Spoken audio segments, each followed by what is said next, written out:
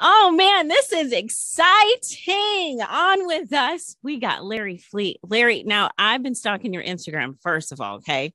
And Waylon is adorable.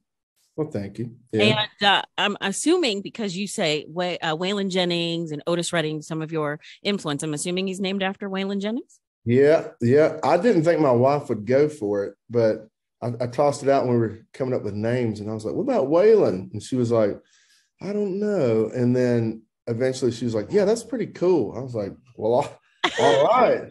Well, for the home team. So yeah, I won finally. So yeah. And it fits his personality. His personality is totally a Waylon. So He is a very adorable kid, and I love to pony ride. And then he hits the gym with you. yeah. Yeah. He works out. I don't know. I took him one day.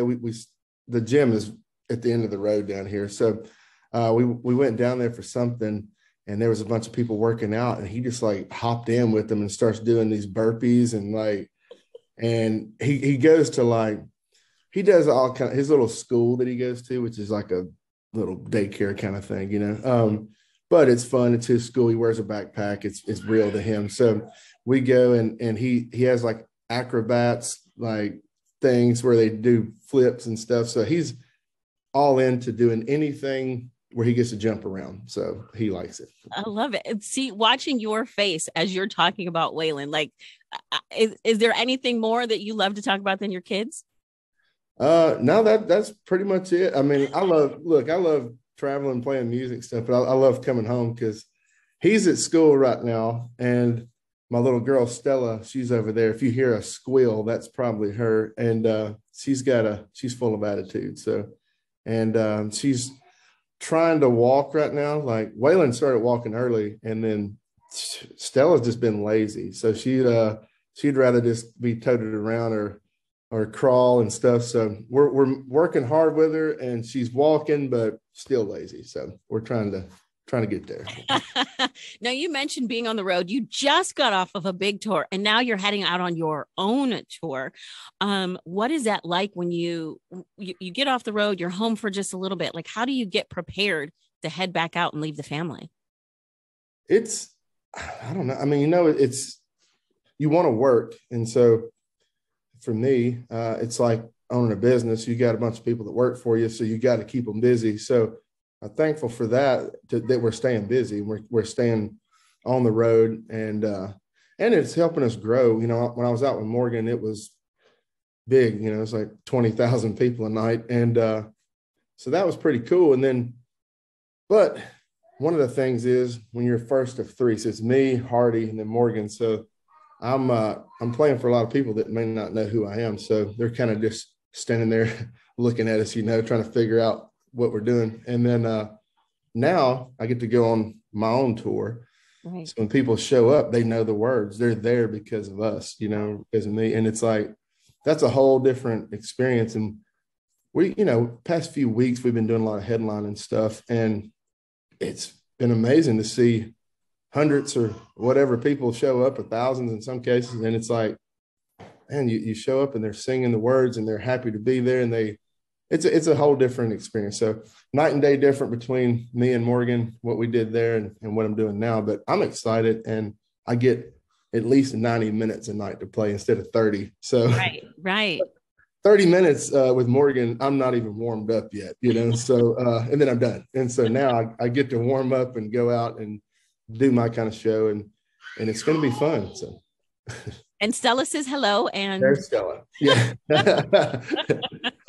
She eats macaroni and cheese every meal of the day. And that's all, but I'm cool with it because I like macaroni too. So. Macaroni and cheese is pretty, awesome.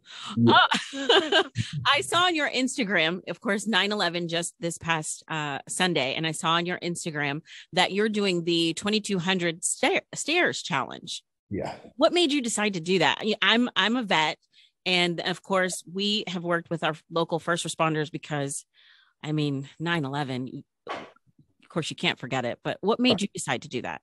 Well, I went to the gym, and so I started doing this thing that it originally kind of started as a joke, and it was me and my bass player, Crazy Legs. We would ride bikes, and we were like, look at us, bunch of health nuts. And we were not the picture of health, you know? And so we started calling ourselves the health nuts.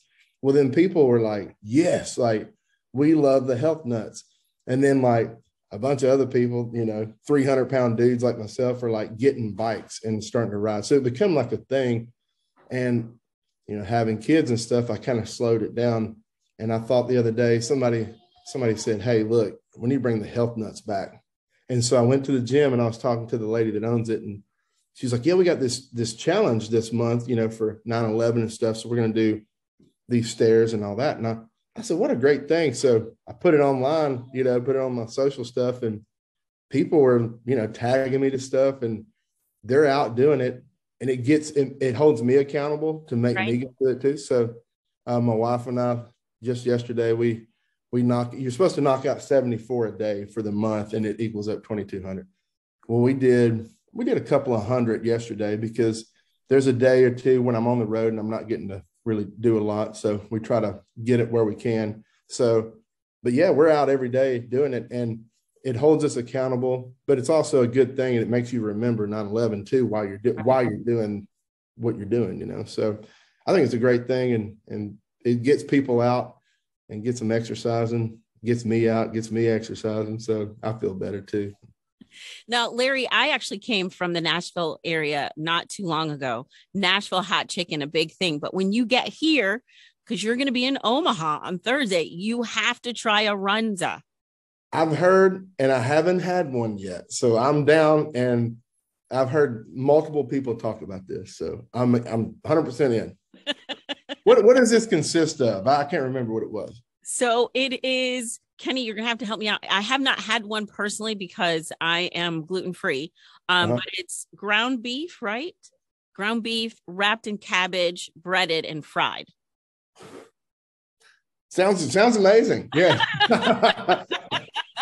Sold. Yeah. You got to get yourself a runza and some frings, which is fries and onion rings. Okay. All right. Here, twist this arm. Yeah, let's go. So you're going to be in Omaha on Thursday. Tell us about the show.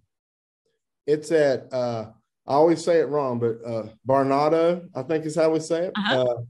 And me being from Tennessee was Barnato, and I would always have to redo it every time. But so we're going to be there, and it's, we have Megan Maroney that's going to open for us, so that'd be cool. And we played it, I think last year or year before, something like that, and it was cool. And now our goal is to double every single time we come in town, you know, just keep bringing more people. And looking at the ticket counts, we're getting low. So that's a good thing. And yeah, it's going to be a fun show. And like I said, at least 90 minutes or so of good old fashioned country music. So that, and there's a place, what's it called? Scheels, that's like right there too. Mm-hmm. I love it. And every time I'm around Omaha, we always go over there and buy a bunch of stuff that we don't need. But it's I think it's in the same parking lot as this place we're playing. So be there. But anyways, yeah, the show is going to be awesome. And Megan's super cool. She's got a really cool sound. So I'm looking forward to getting to share her talent with everybody else too. So you should try to make it to Lincoln, because the Scheels here has doesn't Kenny have a merry-go-round or something? It's a Ferris wheel inside. Yeah, oh, does the one in Omaha has it? Okay. Yeah, they got it. Yeah. Never walked into a store with a Ferris wheel. So I was sold as soon as I walked in. I was like, okay, it's amazing. I love that place. So. Well, Larry, before I let you go, it is pumpkin spice season. So I have to know, are you in on the pumpkin spice craze? I think Stella, she was giving her input. You know what? I'm not like a huge pumpkin fan, but whenever fall, when it rolls around, like, I don't know, it has to cool off before I want to go drink something pumpkin, you know, or eat anything pumpkin. But this morning we got up here and I live in Chattanooga. So we got up in Chattanooga and it was in the high 50s. And I thought, ooh, man, a pumpkin spice latte wouldn't be bad this morning, but didn't have one. But I as soon as it cools off a little, I'll probably get one just because, but it's not my favorite thing. But what about you? You like it? I am not a pumpkin spice person at all. I just I don't see the appeal. I'm with you, but I'll probably try one just to say I did it, but it's not my favorite. So. Yeah. Now you give me the peppermint mochas when they come around for Christmas. I'm all Okay. about that. Yeah, now that's gets you in the Christmas spirit for sure. Right. This year I'm going to be watching a Dolly Christmas on Netflix. Woo, I'm ready. come on, you got a plan. Yeah. Oh man, Larry, we are so excited for you to come to Barnato and make sure you get that runza when you get here. Oh, I will. I will. Thanks so much for joining us on Froggy. Well, thank you. Thanks for having me. See you.